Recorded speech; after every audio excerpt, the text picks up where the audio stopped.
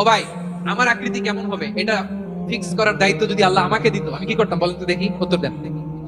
হ্যাঁ, সুন্দর করে নিজেকে সুশোভিত করে, শুভ্র ফর্সা, ড্যাশিং, ফ্যাসিনেটিং, স্মার্ট করে নিজেকে তৈরি করতাম, ঠিক কিনা?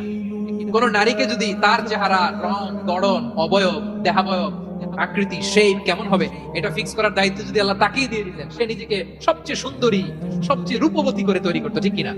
তো এটা আল্লাহ তাআলা দেন নাই, এটা পরীক্ষা হিসেবে রেখে দিয়েছেন। আল্লাহ কাউকে ফর্সা বানিয়েছেন, এটা তার জন্য পরীক্ষা। কাউকে আল্লাহ শ্যামবর্ণের বানিয়েছেন, এটা তার জন্য পরীক্ষা। কাউকে আল্লাহ নারী বানিয়েছেন, এটা পরীক্ষা। কাউকে পুরুষ বানিয়েছেন, এটাও পরীক্ষা। চিল্লায় বলেন আল্লাহু আকবার। সে আল্লাহ বললেন, গোলাম আমি হলাম মুসাউয়ের, আকৃতি দানকারী, the fashioner, the shaper, the designer. এজন্য কারো চেহারা নিয়ে আজকে থেকে আমরা আর কোনো বাজে মন্তব্য করব মনে থাকবে?